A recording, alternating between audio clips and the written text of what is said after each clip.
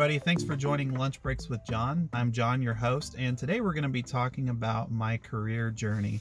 Now, the majority of this episode is going to be kind of about things that I've learned, maybe some principles or lessons that I wish I had been taught before I began my career journey, or that I would learn early on in my career journey. But before we do that, I'm going to jump into just a little bit about my career, how I got started and came to where I'm at today. So first off, when I was about 16, 17 years old, I really wanted to go into writing. I wanted to become a novelist. I actually started writing my own science fiction novel, wrote about 75 pages, but then after a few months, I looked over what I had written and I didn't really like it. So I kind of scrapped it.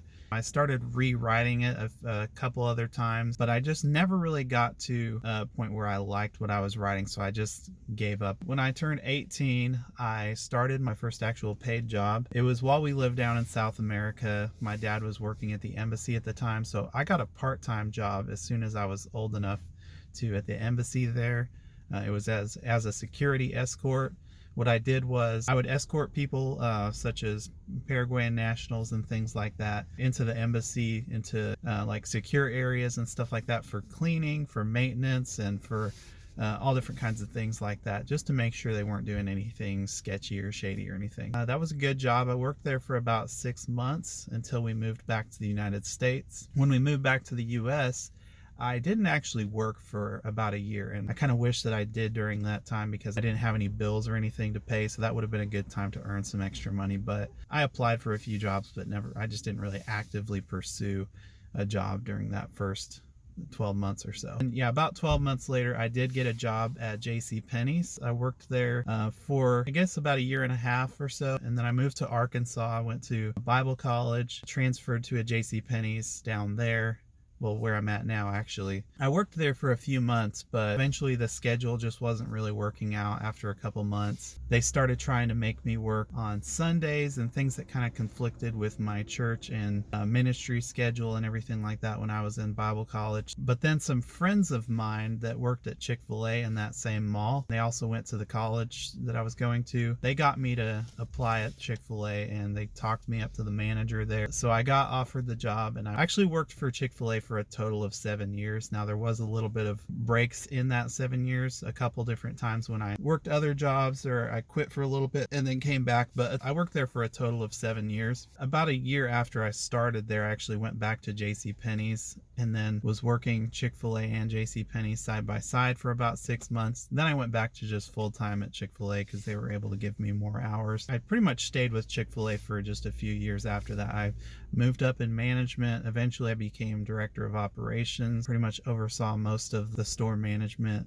underneath the operator. But eventually I just got tired of it. Got tired of the inconsistent schedule. Sometimes I'd be working at 6 in the morning till 2 in the afternoon, and other times I'd be working from 2 in the afternoon to 11 in the evening, closing and stuff like that. It kind of made it hard for my wife and I to be able to spend a lot of time together and stuff. So eventually I just wanted to try something else. And this is where I say I had my career crisis at this time. There was a recruiter from a life insurance agency that came to me when I was working at Chick-fil-A and, talked about some of the benefits of working there and stuff like that. So I was a little bit intrigued, and honestly, I think I was just looking for a reason to leave at the time. But when you're in that stage, you're kind of open to any way out, and you got to really be careful about where you go after that. I interviewed there. The interview went good and everything, and then I worked there for about 3 weeks. I only made, I think, 2 sales my whole 3 weeks that I was there, and I just realized I was not cut out for that kind of business. So I wound up applying for a bunch of different banks. I actually went back to working Chick-fil-A part-time again, and then I got hired on at US Bank as a part-time teller. So I worked there. I worked Chick-fil-A at the same time for a few more months, and then after a while I just quit Chick-fil-A and just started working at US Bank, and I did a little bit of like Uber Eats deliveries and things like that on the side just to earn some extra money. But then about a year after I was at US Bank, I got promoted to a banker position, full-time banker. My branch closed about 6 to 8 months after I became a banker. And then I transferred to a branch that was closer to my house. was there for a few more months. Now I'm at another smaller, more local bank here in Arkansas. So that pretty much concludes where I'm at with my career journey. Now, of course, I'm in a banker role. Kind of, it's not a senior banker, but it's kind of a step above the entry-level banker position. So I'm making a little bit more than I was at my last bank, but I'm really enjoying it so far and it's going very well. So now I'm going to be going into some things that I would have done differently, or maybe some advice I would have given my younger self or anyone who's just starting out in their career journey. So without further ado, let's go ahead and get into that. The first one that I want to say that everyone should do starting out is open up a savings account. I had a checking account when I first started, and I actually did pretty good with my first job that I worked in Paraguay. I didn't touch that money until probably about 6 months later, a couple months after I moved to the US. Then I started using that money and spending it. But I wish that I would have started a savings account as soon as possible, and maybe, put at least 25% of what I made in there and just not touch it. Once I got another job, I would have just started saving 25% of each paycheck from there on out, at least until I was out on my own, because, if you're staying at home and you don't have bills, why not save 25% of your paycheck or more if you want to do that? Definitely go for more. If you're just someone that doesn't want to spend any of your money, I would definitely encourage you to save as much as you can. But I would say a bare minimum of at least 10%. I think everyone should save at least 10% of their paycheck starting out. So number 2 on my list of advice that I would give to someone starting out would be chase your passions.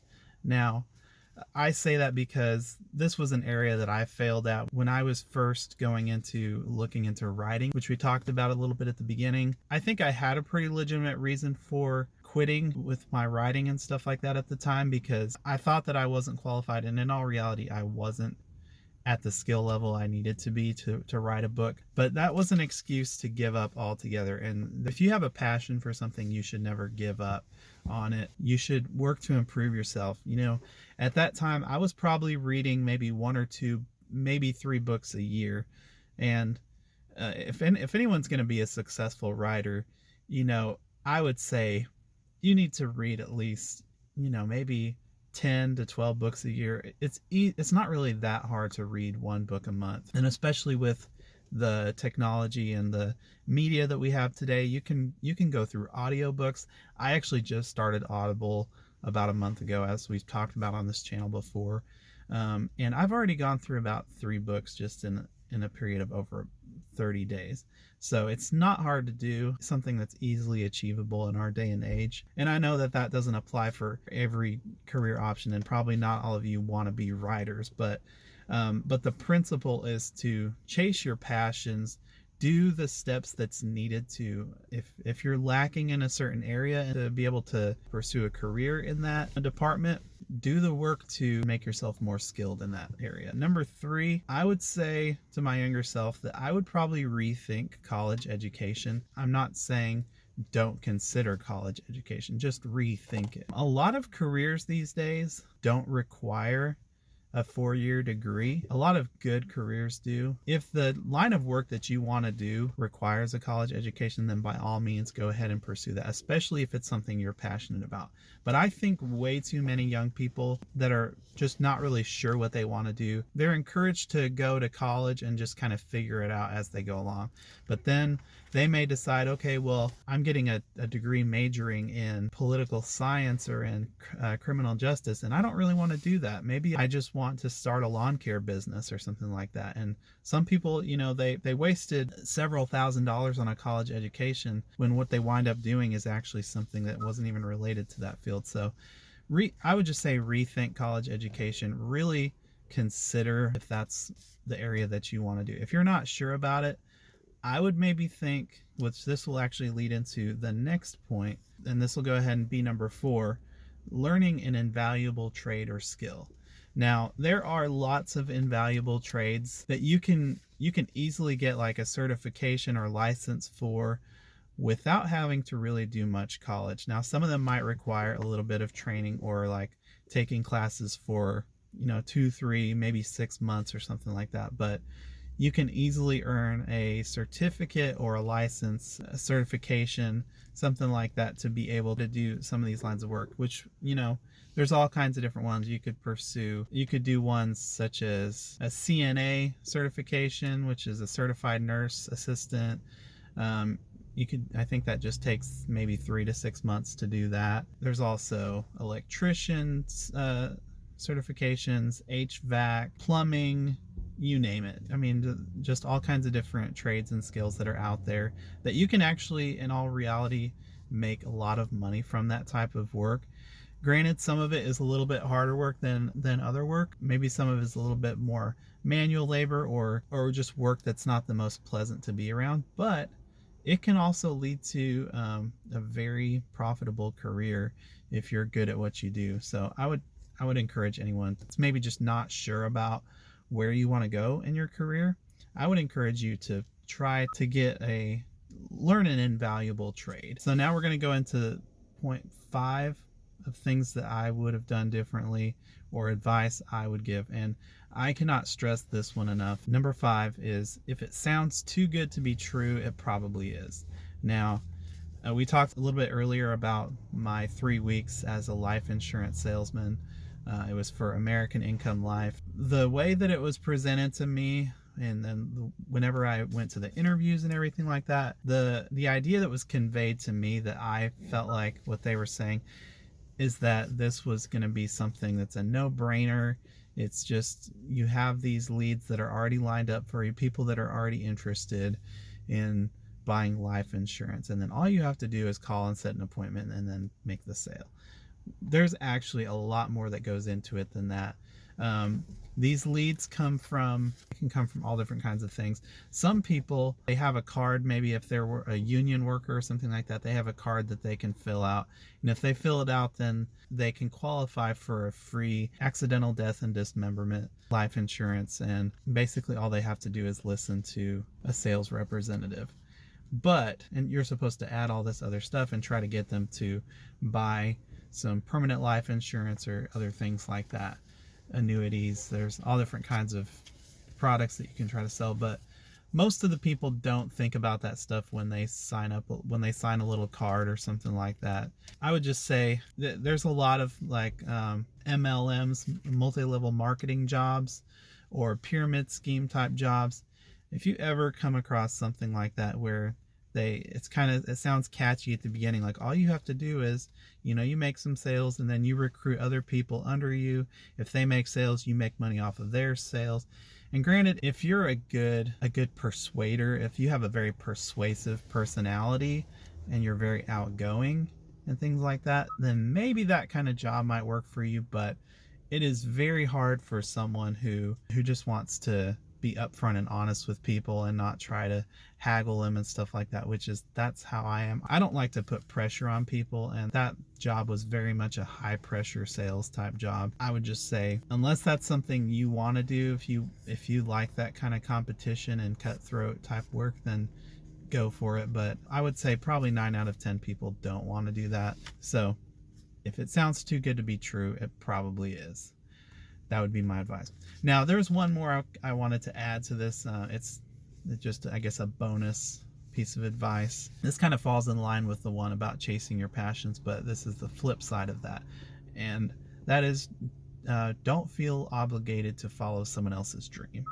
Don't chase someone else's dream for you. I talked a little bit about going to Bible college, and I'll just share that story with you real quick of how that happened. So I was going through a spiritual transition in my life. I just became a Christian when I was 19 years old. I started working at JCPenney's shortly after that, but I was encouraged because I wasn't really actively pursuing any kind of college education at the time or anything. So I didn't really have a whole lot of direction in my life right then.